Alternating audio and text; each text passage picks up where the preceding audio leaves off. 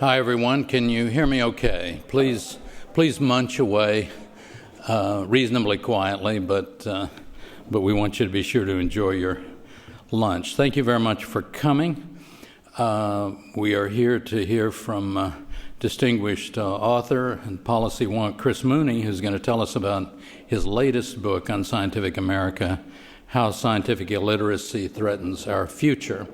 But before I introduce Chris, I have a book to award. Apparently we're having a raffle, and the winner of the book, where is the book? That's my book. That's my copy. Okay, guys, is this the book we're giving away? Where is it? Okay, thank you. But the winner of the book, in the meantime, is Mike DeLeonardis. Mike, are you here? You, sir, have won a book, so please come forward and claim, we're delivering it. Thank you very much. My name is Neil Lane. I'm a senior fellow here at the Baker Institute. I'm delighted to welcome you here on behalf of Ambassador Edward Jerigian, who's with us today, and all the fellows and staff of the Baker Institute. I mentioned that we're here to hear from Chris Mooney. I'll give you a brief introduction. Chris is the 2009-2010 Knight Science Journalism Fellow at MIT. He is the author of 3 books, which I have here. The one we're going to hear about today is Unscientific America, I just mentioned. Preceded by that was Storm World, a wonderful description of the climate change policy debate, and then earlier on, the Republican War on Science. I'm very proud that I wrote a little blurb for this book, which I don't think made it a bestseller, but it became a bestseller nonetheless. Chris has contributed a wide variety of other publications in recent years, including Wired, Science, Harper's, Seed, New Scientist, Slate, Salon, Mother Jones, Legal Affairs, Reason, The American Scholar, New Republic, and many others. In the past, Chris has been visiting associate in the Center for Collaborative History at Princeton and is contributing editor to Science Progress and a senior correspondent for the American Prospect magazine. He has been featured regularly by the national media, having appeared on The Daily Show with Jon Stewart, courageous thing to do, The Colbert Report, MSNBC's Morning Joe, C-SPAN's Book TV, NPR's Fresh Air with Terry Gross, and Science Friday, among many other television and radio programs. Chris was born in Mesa, Arizona, grew up in New Orleans, Louisiana, and talks about, obviously, Katrina in his book on climate change. He graduated from Yale University in 1999, where he wrote a column in the Yale Daily News. And before becoming a freelance writer, Chris worked for 2 years at the American Prospect as a writing fellow and then staff writer, then online editor, where he helped create the popular blog called Tapped. Among other accolades, in 2005, Chris was named one of Wired magazine's 10 sexiest geeks.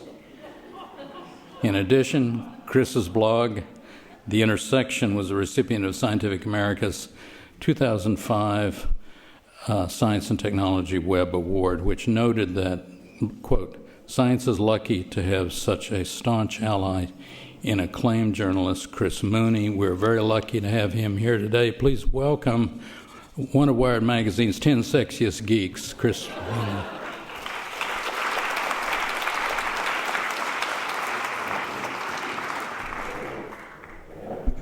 Wow, it's great to be here. I want to thank Neil, Kirsten, everybody else for coming on out. You know, I remember the first time I came to the Baker Institute, it was 2003.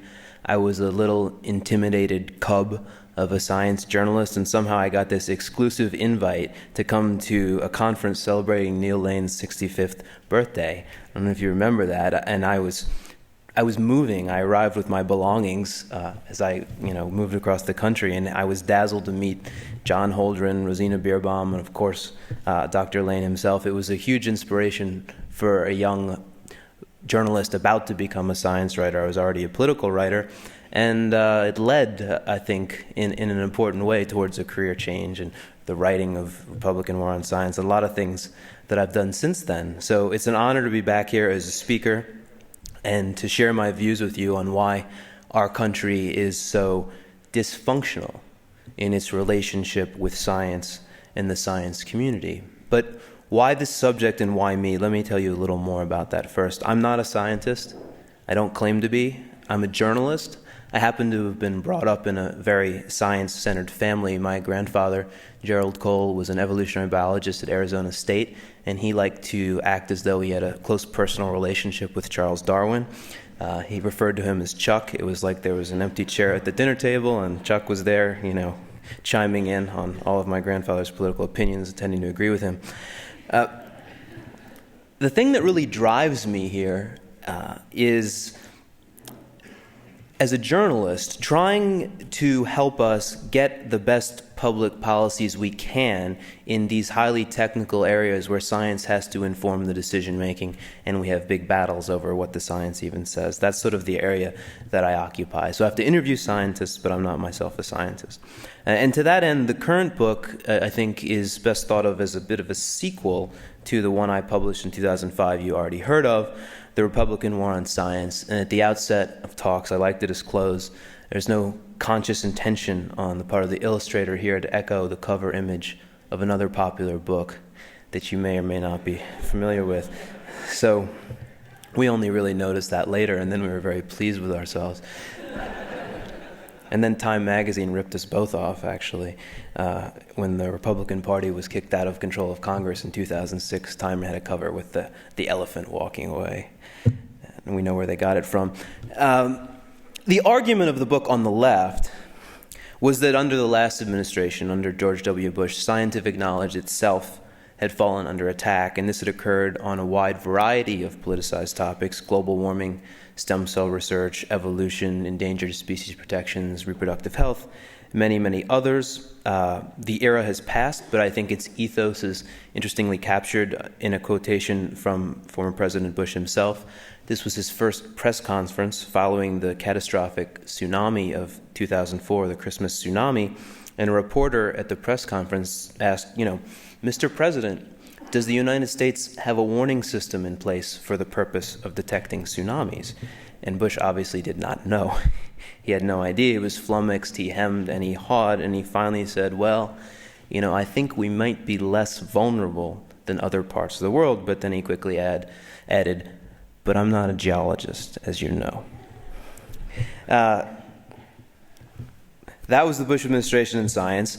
But that all changed with the election of President Obama. The so-called reality-based community was reinstated in Washington, and as I like to point out, they brought their beards. You can see a presidential signing ceremony, and there will be beards in the picture, which means that scientists have influence again. And this is a great thing. Stem cell research funding has been set loose. Global warming policy has shifted 180 degrees, although the problem is not solved. Science has gotten a lot more money, which is scientists are totally psyched. And I think we do have a government that's more ready for the issues of the future, or so we hope. But I'm also here to say, don't get too comfortable. There's a really long way to go if we think about how science is regarded in the nation as a whole, and that's not a healthy thing necessarily. If we now have a scientific White House, we still have an unscientific America, and that makes any temporary gains for the place of science and policy under the Obama administration quite vulnerable still. And I think that's something that's been increasingly apparent over the past few months, as I'll talk about a little bit later. But more generally, let's face it, the state of science in American culture is not particularly healthy. If you were to do a man-on-the-street interview, what have you heard about science lately? I'm guessing you would get something like this. Science demoted Pluto from the solar system, and the Large Hadron Collider is going to suck us into a black hole.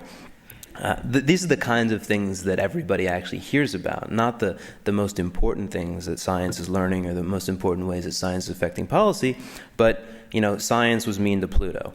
And the public responds in kind through T-shirts and bumper stickers like the following. So that's how science and the American public relate on sort of the everyday level. And we're in bad shape in multiple ways. What you hear about most is the lack of public knowledge, public understanding of science, and certainly it's true. Levels of knowledge are not very high. There are many statistics that can be adduced to show this. I'll give you a couple of them. Just 46% know that electrons are smaller than atoms. Only 53% knows how long it takes for the Earth to orbit the sun. And if you were to ask them, why do the seasons change, you can just forget about it. It's not going to happen. This is the Big Bang question. Less than 40% answer the true-false question about the Big Bang correctly. I don't want to leave you with the impression that I think these are the most important things to emphasize when you talk about the relationship between science and the public. I don't think factual knowledge in and of itself is the biggest concern. People also aren't engaged with science. They're not paying a lot of attention to it. They're not seeing how it affects them. We can present a lot of statistics to show this. To me, they're a little bit more disturbing than just the factual knowledge statistics. So for instance, only 18% of Americans know a scientist personally. The rest are going to be going on some sort of stereotype of what a scientist is like, and we'll see some of those stereotypes later in the talk. Just 13%, this is the new NSF Science and Engineering Indicators, follow science and tech news very closely, and the number has been declining, even as we'll see, science and tech news itself is declining. 44% cannot name a scientific role model. That means when the pollsters call them and say, what do you think of as a scientific role model, there's just an awkward silence. There's nothing. And then the rest, they do come up with something, and these are their top 3 choices. So America's scientific role models are either not scientists or they're not alive.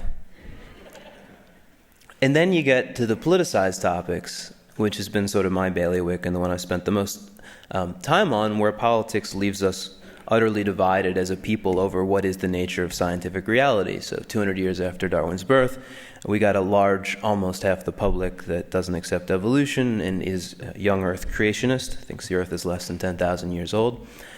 The global warming debate seems like it keeps getting worse even as the science keeps getting better. So you've got a huge gap between what scientists think the science says and what the public thinks the science says. The public thinks there's a debate. The scientists haven't thought that for well over a decade. And if you run down the list, you see these gulfs between where scientists stand on an issue and where the public stands on an issue. And what this shows is we definitely have a problem, but it doesn't show something that I think we hear a lot, which is that in some way people are stupid, ignorant, and it's their fault. And that's not the stance that I take in the book, and it's not the message I want to leave you with. In fact, I think it's important to dismantle the misconception that these problems over politics and science are somehow attributable directly or simply to a lack of education or intelligence, especially on the politicized topics. And I'm going to show you some polling information to highlight that. This is Pew data on the relationship between political party, education level, and what your view is on global warming. And what you'll see is it shows that if you are a Republican, then the higher your level of education, the less likely you are to accept scientific reality, which is global warming is real and it's human caused. If you're a Democrat or an independent, we'll talk about them in a minute. If you're a Democrat or an independent, precisely the opposite is the case. What does this tell you? It tells you that, more schooling is not going to save you from being a global warming denier or any other kind of particular science denier, because politics is more powerful. And if anything, if you have a strong political predilection, more schooling is going to make you really good at, Googling and finding all the research that supports what you wanted to believe anyway, and articulating your point of view. And that's, I think, what we see on something like climate change rather than any kind of ignorance. And in fact, the people who put out misinformation about climate change are slick and intelligent and very good at what they do. And the same is true of evolution and a lot of other subjects. And here I'm beating up on the political right, but you can show the same kind of analysis with the political left and its latest science pathology, which is vaccine rejection or vaccine denialism. And this is the Dumb and Dumber slide. And it's interesting because, again, it doesn't have anything to do with intelligence, even though I make the Dumb and Dumber joke, because it appears that those parents who are seeking to avoid vaccinating their children based upon the misconception that there's an autism risk are well-to-do and well-educated. In fact, this is a sort of a left coast kind of phenomenon, and it's very popular among celebrities. And sure enough, they're self-educating themselves. They're going to the web and finding all these websites that say, my kid got the vaccine. Shortly afterwards, they became cold and not affectionate toward me anymore. And Jenny McCarthy actually famously said on the Oprah Winfrey Show that she learned what she learned about vaccines from the University of Google. So again, it's not necessarily stupidity as much as it is having a political outlook, finding information that then supports the political outlook. How did we get to such an unfortunate place in terms of how America and science relate to each other, and what is keeping us from leaving? Let's start with what I talk about in the book. We talk about. I flew through the slide that introduced my co-author Cheryl Kirschenbaum, but she's been a great help to this, and she's got a new book coming out on the science of kissing that is going to be very awesome. But we talk about what changed in American culture over the past several decades to leave science in the place where it is. And I think that there's been a broad cultural decline in the... Oh, look, I missed a slide. Okay, I'm going to go back. Pardon me. I'm disorganized today. So I wanted to also emphasize why scientific literacy matters, why it's important. In radio interviews, you get the question, well, Americans don't know a lot about history. They don't know, how many votes it takes to break a filibuster. They don't know. They're not necessarily literate, period. Many people aren't. So why scientific literacy? Why is that uniquely important? And here are my 4 answers. First of all, of course, knowledge is better to have than not to have. But science is unique because scientific knowledge is empowering, and if you can think critically, if you are able to use the tools that science provides you, then you can apply those to your own life, and you can make better informed medical decisions or many other kinds of decisions that have some sort of scientific component for yourself.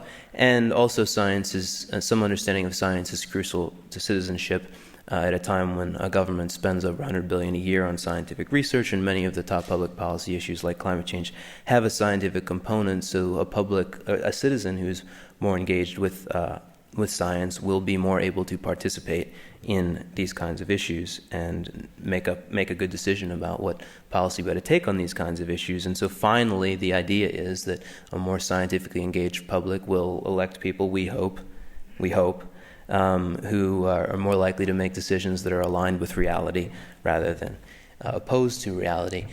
And this is important not only for the hot-button science issues of the day. Stem cells kind of actually not as hot a button as it was under Bush. Global warming, certainly the hottest of them all.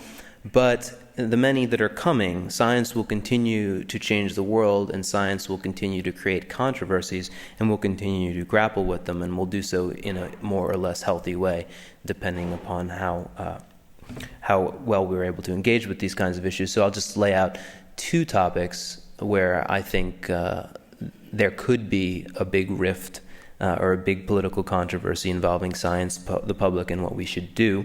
On the left is a depiction of some ideas for geoengineering schemes, geoengineering the climate, because we cannot seem to cut emissions, agree as either a country or a planet to cut our emissions. So scientists are increasingly talking about and now researching, even field testing on a small scale, various kinds of interventions that would basically reverse global warming in a different way by blocking some sunlight, for example, or causing algal blooms that are going to suck carbon dioxide into the ocean, something like this.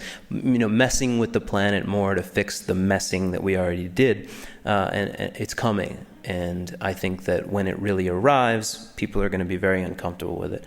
Another area that's coming is synthetic biology, the creation of life in the laboratory.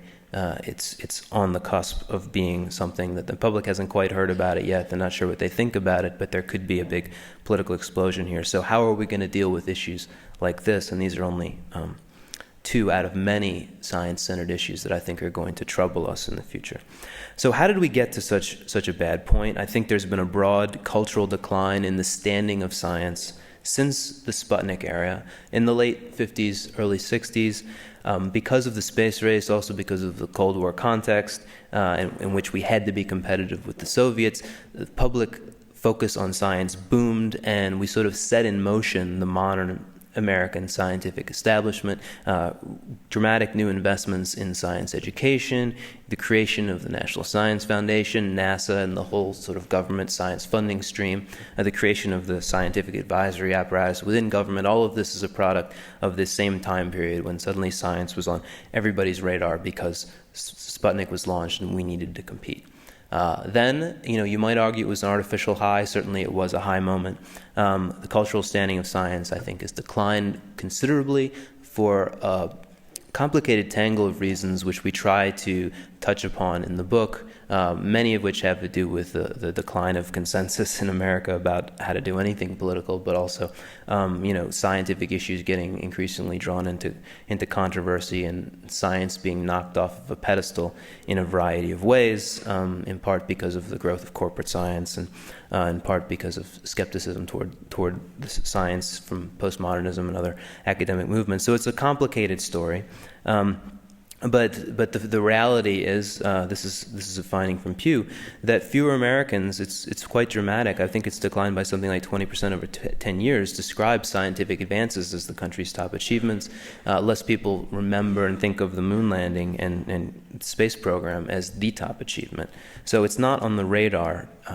And again, the decline occurred for a complex set of reasons, but one of the things we highlight in the book, and this has been somewhat controversial, is that as the decline occurred, the scientific community was not always necessarily taking every step that it might to change things. And we tell the story of Carl Sagan, who was the greatest science communicator by far in a generation, reached millions of people, inspired scores of people to get into scientific careers. He did this largely through film and television, appearing regularly on the Johnny Carson show as sort of the scientist who was entertaining and accessible. The Cosmos series, viewed by, I believe it's 500 million people around the globe, PBS's most successful series, Hollywood film, Contact. He also won a Pulitzer, sold millions of books, and he managed to do some science. He pioneered study of the greenhouse effect on Venus and other aspects of planetary science, and he would have, I think, been very involved in the climate debate if he was with us today. This was very close to what the kinds of issues that Sagan had expertise in. But nevertheless, he was seen as too much of a popularizer by many of his scientific peers, and in '92, the National Academies snubbed Sagan, his bid for membership in sort of the elite scientific organization. And the word, we don't know exactly what happened in the room because it's off the record what happens when those decisions are made, but basically some reporters have talked to people who were there, and it seems that there was a sense that Sagan was too much of a popularizer, doing too much dumbing down, not doing good enough quality academic work. And I think that is a real problem for the scientific community in terms of how much it prioritizes outreach and how much it wants to increase its cultural standing and its influence. And there's always been a tension there, and that's something that we highlight. When we sketch the core nature of the problem, though, we put it a little bit differently. And what we do is we draw upon a statement, a famous lecture given some 50 years ago by a British novelist and scientist, Charles Percy Snow. You might have heard of this, the two cultures idea. And in '59, Snow put it like this. He said that, and he's talking about British society, not our own, but he said that the literary intellectuals were at one pole, and at the other were the scientists, and as the most representative, the physical scientists, and between the two lay a gulf of mutual incomprehension. Sometimes, particularly among the young, hostility and dislike, but most of all, just lack of understanding. And the analysis that we use is an attempt to bring C.P. Snow up to date 50 years and transpose him across the Atlantic and plant him in America.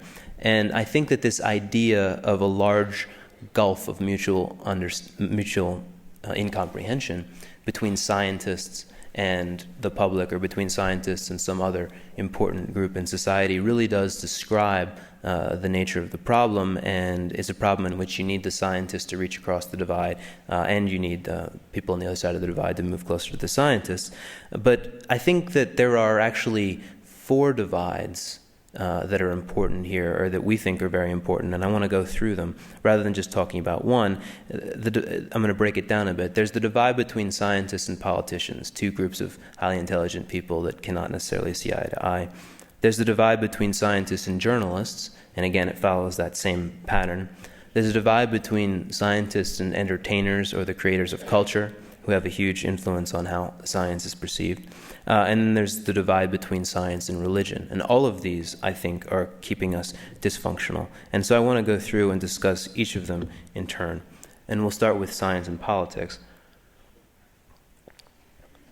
I knew with the Republican war on science that obviously politicians can be cynical and they can manipulate and abuse and distort scientific information.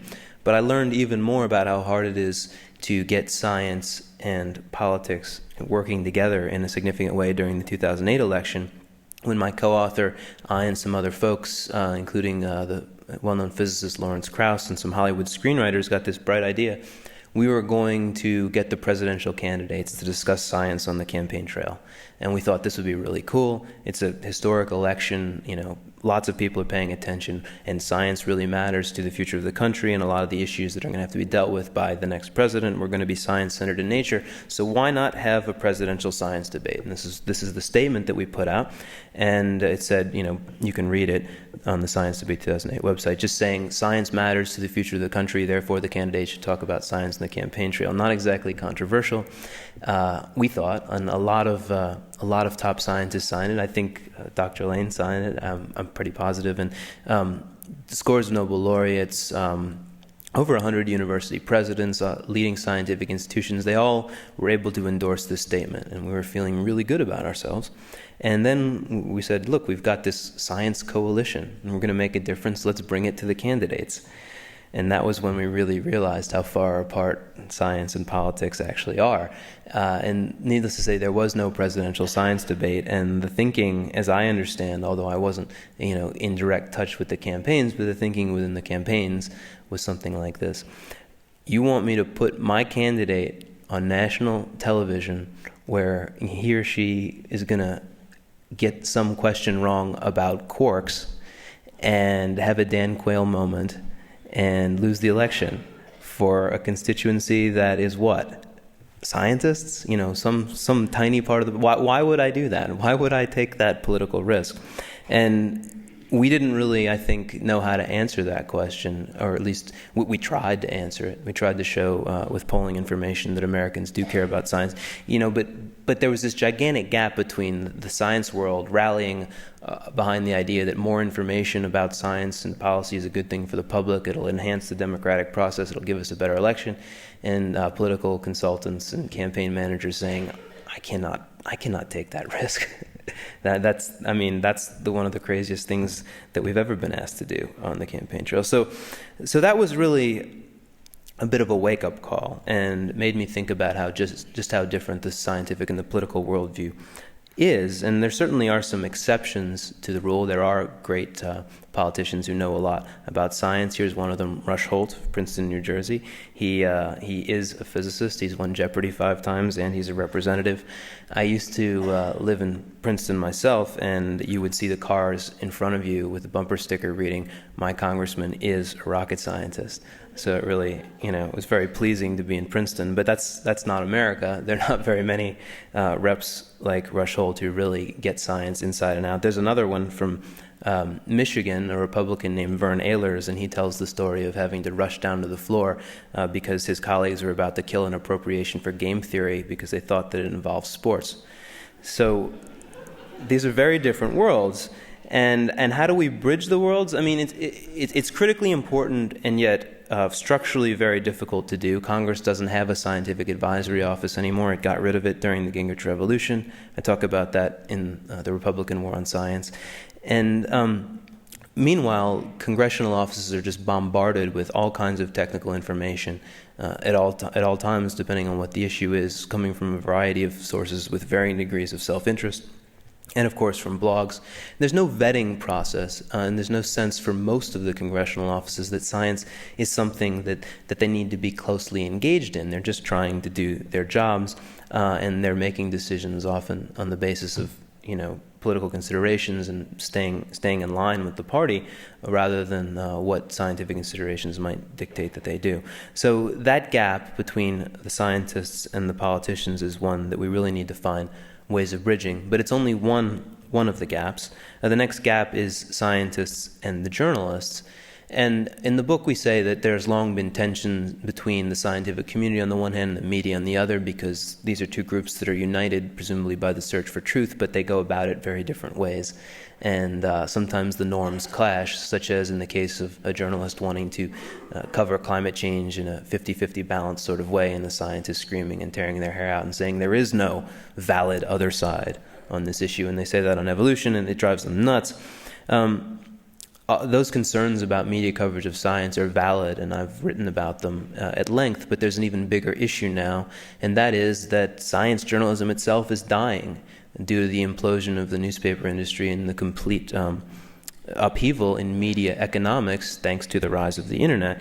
Science coverage and serious news coverage in general are not faring as well as they used to. They used to be subsidized by newspapers that were very profitable and that were making their money from advertising, and there was enough money left over to support these kinds of really edifying coverage, and now that's not the case anymore. They've lost their classified ad sections, they're losing readers to the internet, and so we really have a decline in the amount of attention that's being given to science in the press, especially the mainstream press overall. Just some figures on how bad it is. If you watch 5 hours of cable news, you can expect to see about 1 minute of science and technology. The Shorenstein Center up at Harvard did this in 2006, and I think the numbers have since gotten worse, but they showed that there's been about a 2/3 decline in the number of weekly science sections in newspapers. And again, this is because the newspaper industry is just completely in upheaval. Some of the top papers, Washington Post got rid of the science page in 2008. They may have since actually recovered it, but it led to this is Rick Weiss pictured here, one of the Washington Post journalists who left at that time because he was unhappy with how science was being treated. CNN got rid of the science unit in the same year. The Boston Globe got rid of the science page. The next year, I actually just learned that the Charlotte Observer is bucking the trend, and they created a science section. So bravo for them. But generally, the trend is away from having these kinds of specialized coverage. And so what do you do in this context? It's really not clear how we reach the broad public with a steady stream of information about science anymore. And I want to emphasize that science journalists are losing their jobs, not because science has somehow become less relevant. If anything, it's more relevant. It's just a question of economics. We wrote an article for The Nation where we told the story of another science journalist who had recently lost his job, Sabin Russell, and this is just the opening paragraphs. And the only thing to highlight about them is that he was the global health pandemic reporter, the guy who had covered AIDS in Africa and all those sort of things, very senior, in his either 50s or 60s, knew the field really well, and he was cut from the Chronicle right at the time that H1N1 came out. So if there was anybody that you would want to have ready to go to cover a story, it was Sabin Russell at the time of swine flu. But no, this was when the Chronicle was cutting lots of people, and he was among the ones to go. That's the story of science in the media right now, and then the question immediately comes up, well, what about the internet? Can't the internet save us? And I'm a blogger, and I have been for, I've probably been for a decade, and it's terrible. It just destroys your life. But I'll keep doing it. But I don't believe that it's any salvation. And I'm mildly negative. I certainly don't think there's any replacement for what's been lost. I think that the web, just as much as it gives good information about science, and citizens clearly, all the figures show they're going to the web for information about science, it's also a great haven of misinformation. If anything, I think the misinformation wins. I think that the web has given a lot of thunder to the anti-vaccination movement, to the climate denial movement especially. Their internet hubs are much more popular in my perception than our pro-science internet hubs tend to be, especially lately, where they're just, they're fired up in a way that I've never seen them before. I think that actually the nature of science on the web is well captured in the story of the 2008 Best Science Blog Award competition, and in which the competition came down to there were only two blogs that were way popular and that soared above everyone else, and one of them was the anti-religion bashing Pharyngula blog, which is a pro-evolution blog, but really it's popular because of attacks on faith, and that would be, I guess, the pro-science blog. And then the other blog that's super popular is What's Up With That, which is the top anti-global warming blog. And so you have the two extremes, and eventually the anti-global warming blog won. That's what's popular in the science blogosphere. And so you have this tendency towards extreme polemical positions being staked out that increases your audience. And then you also have the selectivity effect of there's so many places to go on the web that only people who feel intensely about one particular thing will gravitate towards these sites, and they'll find there many other people who feel just as intensely as they do about the same particular thing, and they'll scratch one another in the back and think that they're right and become radicalized. And I think you see that happening again and again, and I think that's why discourse on the web is often very uncivil and very polarizing. So again, it's not that there's no good science content on the web, it's just that it's not clear that we have any replacement for what is being lost in the old media. So we're in a really rough situation in terms of the state of the science in the press. And I'll just end on this note for anyone who's thinking about whether they want to enter the science blogosphere. The third sector that I think is really important is the entertainment media and how it treats science, because these are the media that are seen by the most people of all, and we pay a lot of attention to them in the book. And the problem is that there's a long tradition of the scientist being depicted in a negative light in mass media entertainment depictions. Scientists are the geek, the freak, or the villain, and they have been for a long time. And this shows up. It's not that these depictions have a real effect. And actually, there have been studies done of school children who, a scientist comes and visits their classroom, and they think that's not a real scientist because the person isn't, old, white-haired, and angry. But there's also a strong obsession with the paranormal, going all the way back to the X-Files, all the kinds of stories where the scientist loses because the scientist is skeptical and critical thinking in the context of the narrative, and they say there's no monster, but of course there is a monster. And the scientist is wrong again and again about that. And then there's just, the extremely scientifically implausible plots, which I think will probably always exist. But the fact that they don't really try at all is, I think, still kind of appalling. And I want to run through some of those just for fun. Well, here are some more nerds first, but you can find many, many, many nerds in mass media. So who saw The Day After Tomorrow? Let me tell you the science of The Day After Tomorrow. This is a film in which global warming leads to a new ice age, right? And the world is attacked by massive freezing upside-down hurricanes that travel over land. Hurricanes draw energy from the ocean and fire it up into the stratosphere, but these hurricanes pull freezing air down from the stratosphere to turn you into an icicle on the surface.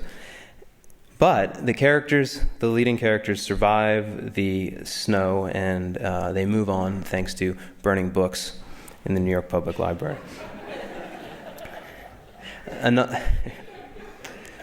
Another one that's a science stinker. It may be the worst science stinker of them all, The Core. Anybody see this one? Raise your hands. This is how I isolate the science fiction geeks in the audience and embarrass them. You have lightsabers at home. Okay, The Core.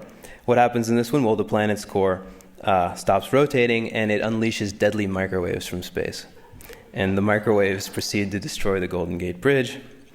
Well, that couldn't happen. That's not what microwaves do. But moreover, if the planet's core stopped spinning, microwaves would be the least of our problems. I can assure you. But in this movie, the lead characters, get together, and they take a trip to the center of the Earth to restart the planet's core using nukes. And how do they get there? They have a machine built out of a material called unobtainium, which is also the material that they're searching for in Avatar. I know, how about that? And I wonder if that was intentional. But Avatar is a good pro-science movie, I want to say. Red Planet, this is a really bad one, so let's see how many hands we still have. Nobody? Okay, so Red Planet is just, another one of these bad sci-fi movies. But what's interesting is that in bad sci-fi movies, they always have a set piece. It's the scientist's speech, the nerd speech, in which the scientist character unleashes a bunch of techno banter so that this is the scientist character and that they're going to be the nerd. So in this case, it's Tom Sizemore. He's the geneticist, and he gives the I'm a geneticist speech. And he says, I'm a geneticist. I study A, G, T, and P. So the filmmakers had never seen Gattaca. All right. I mean, how much damage does this do? It's less important to me that they're getting things scientific, factually wrong. Much more important to me that scientists are being depicted in a negative light and not as role models. And I think we've already seen that scientists are not viewed nearly enough as role models in society. And if the scientists are always going to be the nerd character or the bad guy character, then kids are going to always have that impression. The good news, I think, is that Hollywood may be changing. And in the opening to the paperback of the book, which is coming out next summer, we talk about what seems to be maybe a more positive trend and more scientist heroes. There was a scientist hero in 2012, a scientist hero in The Day the Earth Stood Still. Avatar was actually, I think, an incredibly pro-science movie. So something might be happening there that might sort of cut against the grain. The last and the hardest and most divisive gulf between a scientist and another group in society, and this is the one that's gotten us wildly attacked for this book, is the gulf between science and religion. And here we have another scientist in mass media, actually Richard Dawkins on South Park, sitting alone at the table. Nobody's sitting with him. He's too mean. He's one of those angry scientists. I like to think about this. Forget about what you believe. Does God exist? Does God not exist? Just think about it as a sociological issue. 52% of top scientists just aren't religious, and that puts them at a very, very different place from the public, where the percentage of non-religious is much, much lower. So you're talking about two groups of people with very different worldviews starting out. Similarly, 14% of the public self-describes as evangelical or fundamentalist versus less than just a tiny percent of the scientists. So it's hard for these groups to see eye to eye to begin with. And you then overlay on top of that the way the topic gets debated, which is essentially two polar extremes. So on the one hand, you have the new atheist movement, which basically says that science will crush your puny religion.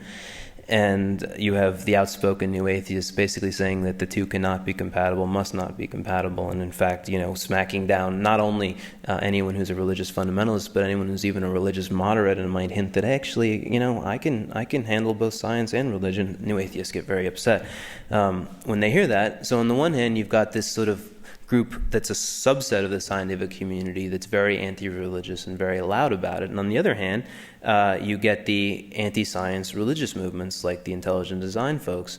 And the two just sort of lob missiles at one another across the divide, with most of the American public in the middle thinking that they're being told that they have to choose one or the other. Whereas, in fact, most people don't want to choose one or the other. Most people want to find some way of having both. But and also, the press always depicts it as a battle, as a conflict, and never as a situation in which there's a possibility of reconciliation. So those are the four divides that we would say need to be bridged: science and politics, science and media, science and entertainment, science and religion. How can we do this? I think first we need a different way of thinking about the problem. I think the scientific community, which has always been most aware of the public's disengagement with science, has at the same time sort of strangely relied upon two key surrogate groups to bridge the divide for them. And the surrogates have been the educators in the schools and the journalists in the media. And there's been this idea that we'll teach people science, and then, after they get out of school, they'll learn about it in the press and they'll know enough.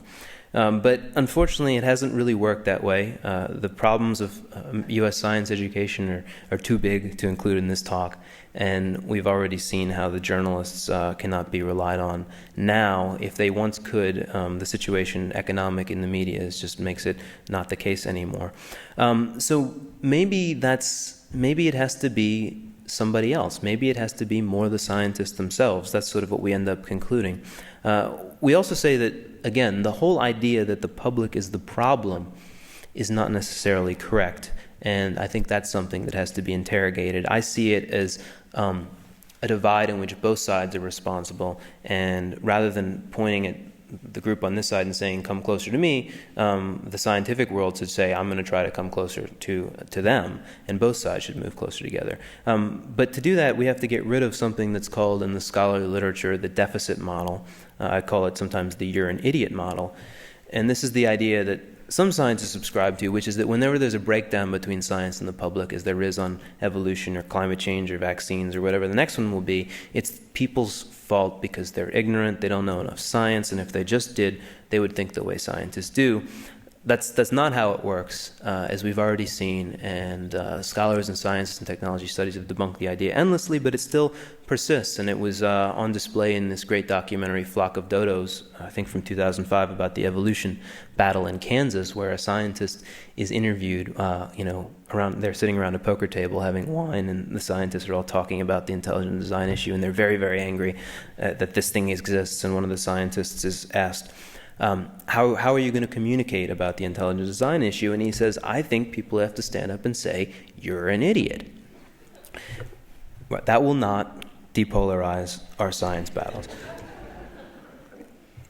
The problem with the deficit model is that it lets the scientists off the hook. They can say people are dumb, the media is failing us, the politicians are cynical, and the education system is a nightmare, and things don't change. So maybe what we need instead is a new project of public outreach from the science world. Doesn't mean that every scientist has to, do a stump speech, but it does mean a new reinvestment in this kind of outreach from the community as a whole, and this would definitely have some change on the way that funding structures work and the way that universities work. But I want to emphasize that this is not just, if it happens, it's not just to make the public more aware and engaged in science, it's also to protect scientists. This is something that I think is missed, but it's very important, especially in light of the University of East Anglia scandal, which I think probably a lot of people in this room are familiar with. One reason that scientists need to become better communicators is to be able to head off a smear campaign against them. And this is the East Anglia story. So the emails were stolen from this climate outfit and released onto the web, and I don't want anyone reading my emails. There's nothing in them that is really that extraordinary to me. If people are shocked to find scientists acting like people, then they really don't know much about science.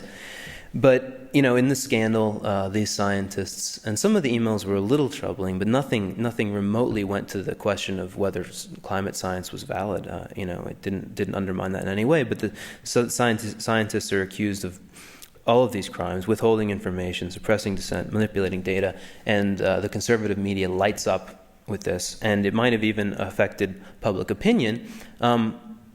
The University of East Anglia itself had almost no response during the controversy as it mounted, and Michael Mann, who was one of the scientists whose emails were exposed, was out there trying to communicate. I talked to him. I did a Washington Post piece about this, and he said, not many scientists were helping, and by then it was pretty much too late. So there, it's a classic case of not knowing how to handle a scandal, because it's not part of scientific training to think about how am I going to handle a scandal. But you're in a political fight, and you need to know this. And I think that I'm trying to spread awareness of that as much as I'm trying to spread awareness of the fact that if we engage more, if we do more outreach, we might be able to bring the public along more and bridge some of the divides.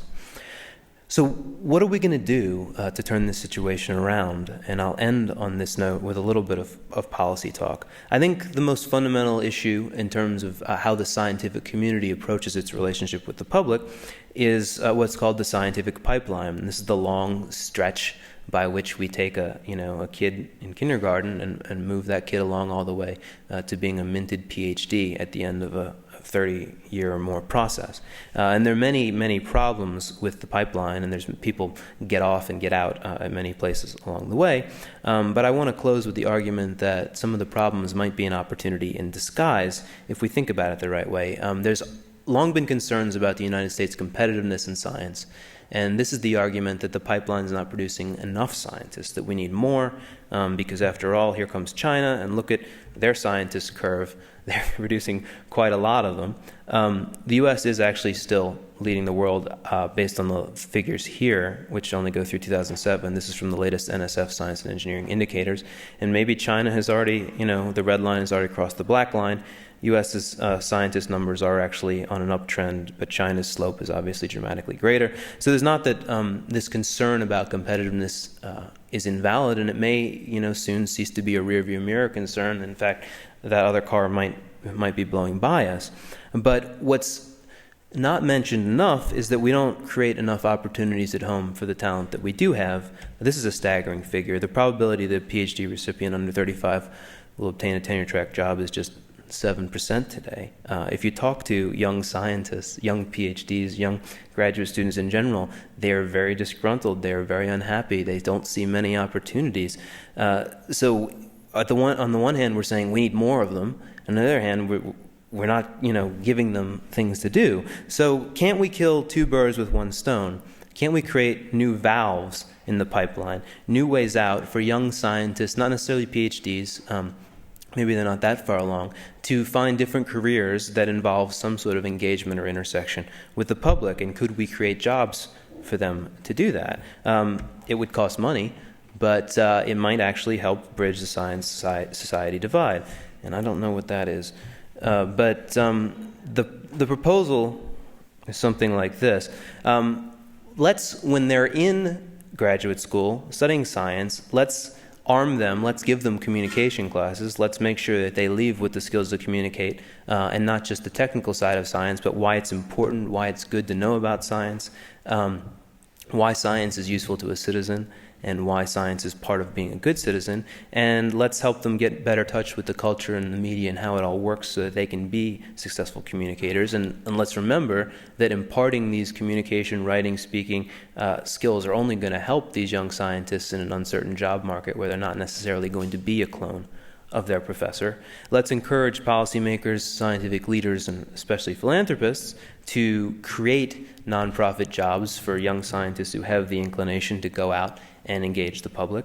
And let's emphasize building better connections with the parts of society that I've said there's a big gap: the politics, media, entertainment, and religion. My co-author and I are trying to do a little bit of this. We've taught some science communication courses. I did a 2-day, designed a curriculum for 2 days of a course at Scripps Institution of Oceanography with graduate students, ocean science graduate students, which are actually one group of scientists that seem very interested in communication for whatever reason. I'm starting to work with a public relations firm in Canada to not only do more of this training, but also, they specialize in crisis communication, and I think scientists need this as well. And another policy idea that we've developed is whether we might be able to, at a time when AmeriCorps is expanding dramatically due to new legislation, whether we might not be able to create a sort of science corps folded into AmeriCorps, where we got young scientists actually out as AmeriCorps volunteers with, getting an education grant, but spending time in local communities, doing teaching, doing technology training, and, not only engaging with the public, but also trying to create a more scientifically productive workforce. So these are some of the ideas. There are many others, but the point is that we need scientists getting out there more, bridging the divide. And if it happens, what would the world look like if all of our problems were solved? I will leave you with a quotation from my friend Matthew Chapman, who is the great-great-grandson of Charles Darwin, as it happens. He's a screenwriter. He wrote Runaway Jury, among other things, and he founded the Science Debate Initiative I told you about earlier, and he puts it like this, and he's British, so he can. He says, instead of being derided as geeks or nerds, scientists should be seen as courageous realists and the last great heroic explorers of the unknown. They should get more money, more publicity, better clothes, more sex, and free rehab when the fame goes to their heads. So that's the world I want to live in. Thank you.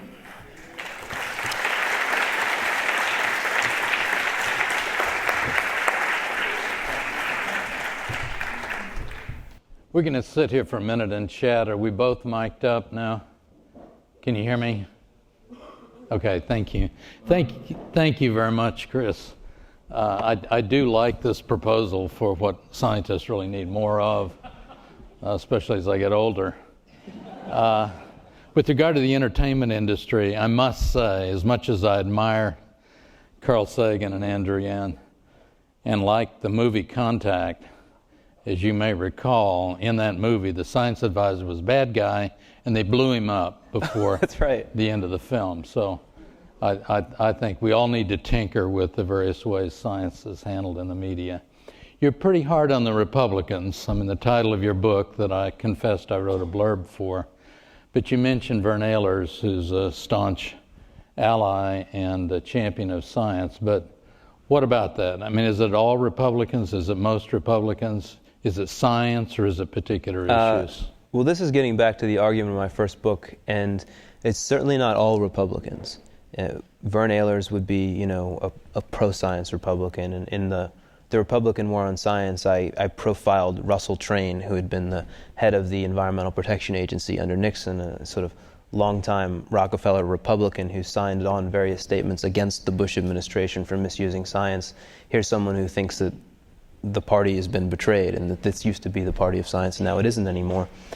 So there's this part of the Republican Party that's not running the Republican Party that's been upset with the Republican Party on science. But I argued in the book that the modern Republican Party, and I think this is, you know, a true, if not exactly novel piece of political analysis, it's driven by a particular set of concerns and ways of getting itself elected and keeping itself in power, and that requires appealing to certain constituencies, and that includes the religious right, and it includes corporate America, and that's why you have a problem with science, because the religious right has its science issues that it cares about, evolution, stem cells, reproductive health, and so the Republican Party, as the party of the religious right, has to sort of walk the line on those kind of issues, and the line that has to be walked is a line that the scientific community cannot accept.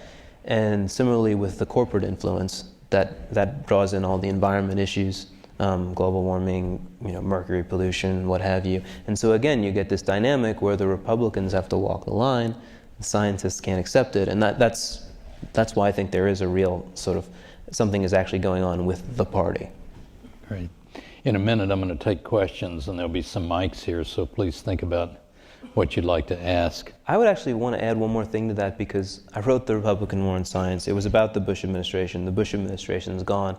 And a lot of us thought, oh, look, here's Obama, and he's, you know, says he's going to restore science to its rightful place. And certainly tried to reverse a lot of the things the Bush administration did. But the quote, war is not over. And in fact, if you look at global warming in the last 2 months, I think we've gone from a sort of the institutional war on science, where the Bush administration was, you know, controlling the ability of government scientists to speak to the press, and it was tinkering with the content of scientific documents about global warming and editing them. And, you know, it was actually being driven from the top down. Now it's the grassroots. The conservative grassroots are rising up in a kind of guerrilla war against climate science, which is in many ways even more scary, and it's personal. And it's attacks on the individual scientists, trying to discredit them, their work, and it actually seems to be working. So it's really kind of scary right now. You mentioned when we were chatting earlier that your book, this particular book, your new book, has stirred up a lot of controversy. You want to comment on where that's coming from? Did you see it coming? I knew I was getting in trouble. So Republicans never got as angry with me for the Republican War on Science as atheists got angry at me for that little bit in this book about Richard Dawkins, and how the new atheist movement is counterproductive because it claims to be pro-science, and it thinks that it is, but really by polarizing our country around the topic of religion and telling people of faith that they're irrational or delusional, as in the God delusion, and that you know, you can't have your science and your religion too, they're discarding very important allies, and they're making it harder for us to deal with some of these issues. I mean, there's a strong group of religious allies of science on stem cells, on evolution, on climate change. Why would you discard, you know, having a broader coalition? So the title of your next book is The Attack of the Atheists? I don't know. I actually, I kind of want to do something more about this new guise that the war on science has taken, where it's a grassroots battle being driven by blogs to discredit and tear down all the scientists that they disagree with. But I actually am probably going to be doing something not so controversial that's about the history of science, which I'm sort of really enjoying. You know, you mentioned the East Anglia attack, essentially. You know, as you read those emails, you made the point scientists are human, which I haven't heard a lot of people say. I thought that was a very refreshing comment. But as you read some of these emails and try to put yourself in the shoes of a scientist who's doing complicated science, climate change, very complicated. So you have all this data. You have to analyze it carefully. You realize that out there is a well-funded, well-organized attack machine that is anxious to get your data, and there is at least the possibility, it might occur to you, that they will misuse that data.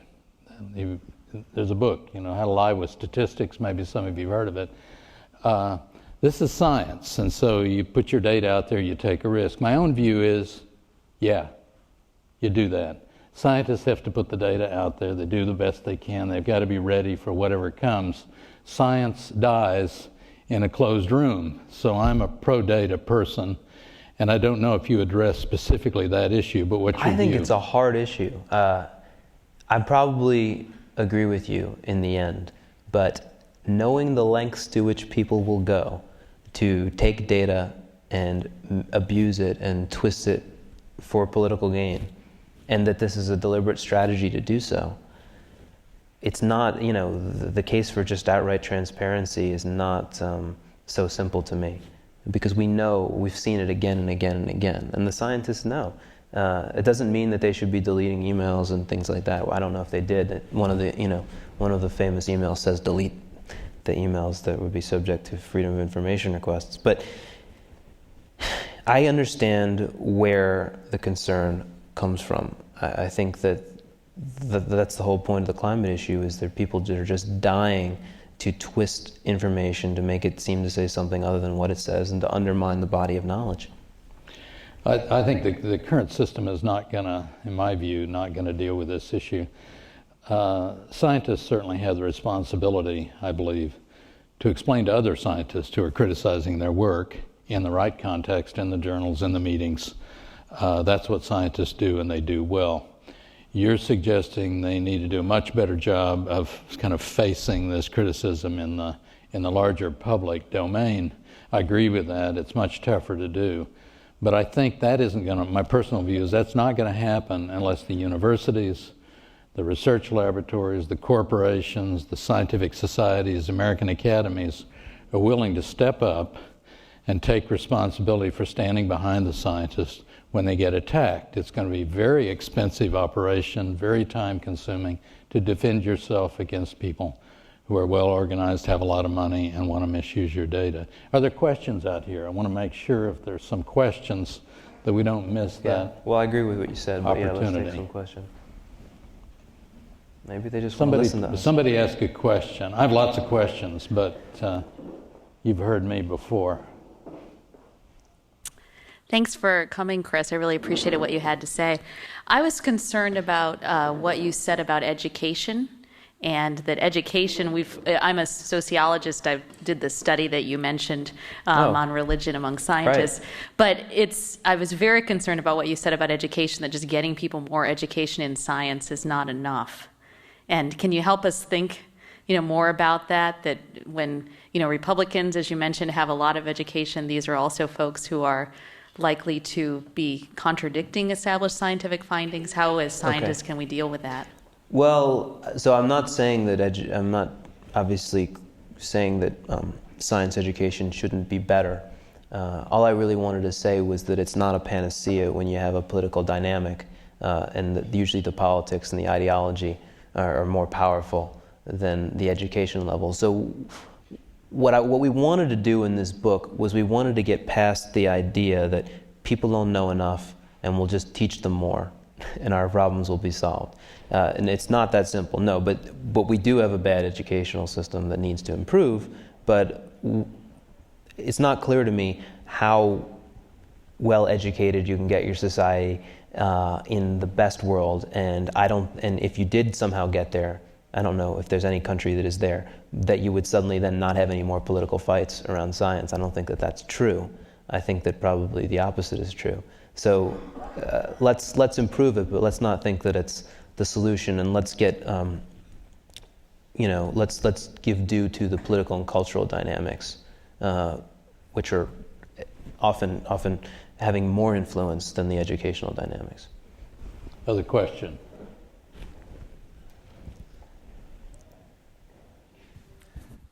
Chris, thank you for coming. I haven't said amen since I've been in Baptist church so many times. Okay. What you were saying is very important Thanks. to all of us, especially about training graduate students to be good communicators. I'm dean of a graduate school of 600 PhDs, and we do that.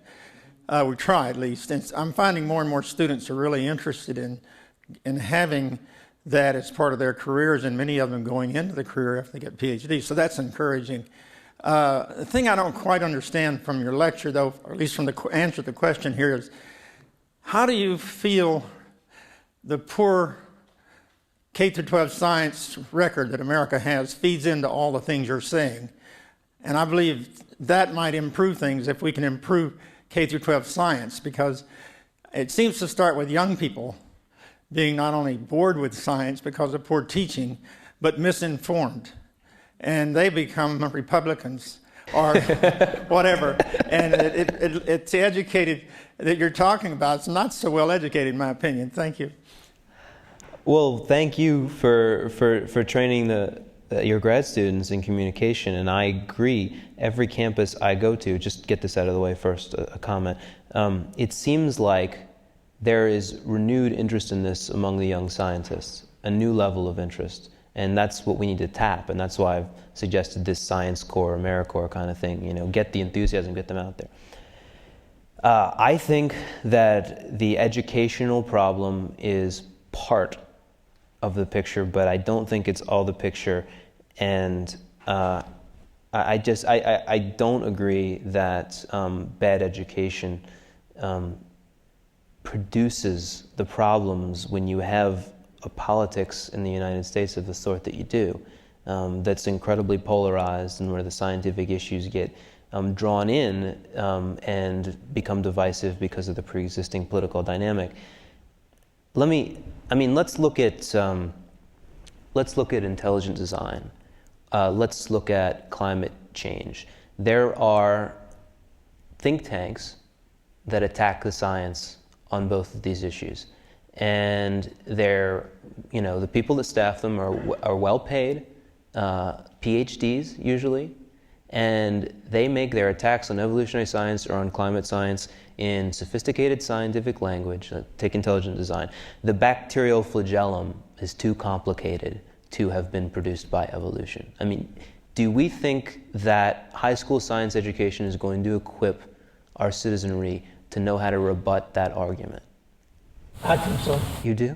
I don't. If I could spend 10 minutes in the class, I could tell them how to rebut that. Well, but there's a million of those. And it just becomes a fog of misinformation, and that's the whole strategy. And you've got people doing it full time. And, a Google search, okay, give 10 minutes an expert, I think that, you can set the record straight. But, you can't get to the bottom of these things really easily just by Googling usually. Or you'll get two completely opposed views and a lot of technical detail, which is hard to know which way to go, which is why the media will always balance. And most people don't have time.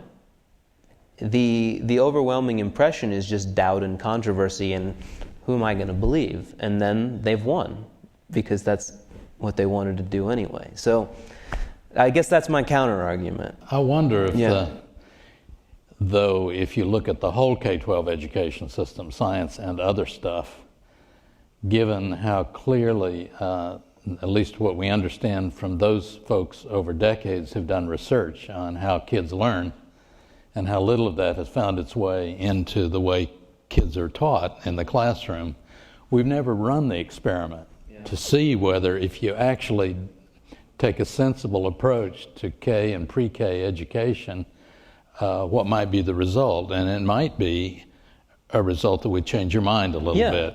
But I would love that. Of course, it would be a generational project, and right. we still have to deal with all the messes of the present. But Dr. Brinkley, incidentally, is not only a dean, right, chairs the Texas Academy's Committee on Education. I think you still do chair that committee. We have time for one more question, although we've run a little bit over. Anybody have a really provocative question? We usually end on a softball, but... It seems like, so a lot of the problems with the perception of science today has to do with one's self-image, pop culture, and align yourself with popular groups. What say you? Yeah, I mean, well, if you mean aligning yourself with popular groups to mean politics, yes. Political, religious. Yeah, sure, absolutely. And you didn't mention the thing that scares me the most in some ways is the media. What are we going to be left with? Oh, something just popped into my mind. Yeah. I think of him as a great comedian, but he takes himself seriously, and a lot of his viewers do. If you've ever seen Jack Van Impe, this guy's great. You know who I'm talking about? Anybody? I don't know. You Google him, watch him. He's great. Okay, there's a recommendation for us. One more question. Let's take Kristen Kolonowski. Hi, Chris. Fabulous talk. I loved your recommendations and wholeheartedly support the arguments you're making. I have a provocative question. There was recently a campaign, it may still be going on, called Rock Stars of Science, in which it appeared to be a campaign aimed toward making scientists look cooler. I and others have a number of problems with this campaign. Typical picture would be somebody from Aerosmith dressed in his typical garb, standing next to Anthony Fauci dressed in a white lab coat. Problems with this imagery were twofold. One, the rock stars looked cool and the scientists did not. And all of the scientists that were chosen to be profiled were men. So what's a better way to do a public campaign to make science look cool and to equate it with the coolness of pop culture? I think this failed in a big way. I had a similar thought when I saw some of those pictures. It's really hard to go at a stereotype, a powerful stereotype, and unseat it when you're actually using some aspects of the stereotype. I think that can't be done. And I did, and in fact, I think there's, actually public opinion marketing research that shows that you can't necessarily set up one frame and then try to knock it down because you're already in the frame, and that's the whole impression. I would say, and your second suggestion, your second point about them being white male elderly as well. I mean, I think diversity is one important aspect of showing real science today. And in fact, this is the good thing that Hollywood's done. Jennifer Connelly is the young female hero scientist that knew the day the Earth stood still. And God, I can't pronounce his name, is the African-American geologist scientist hero in 2012. I think that those things are much more positive to have, to show that scientists can be lots of different things, and get rid of the stereotype of the sort of the Dr. Frankenstein. Not that. I think we need to, people have things to do and places to go. I want to thank Chris for being here, giving such a stimulating lecture. Chris, I think you can tell, he's a thinker, he's an investigator, he's a writer, a really terrific writer, and he provokes other people to think and even to send him unpleasant emails from time to time. Let's thank Chris very much for being with us. Thank you.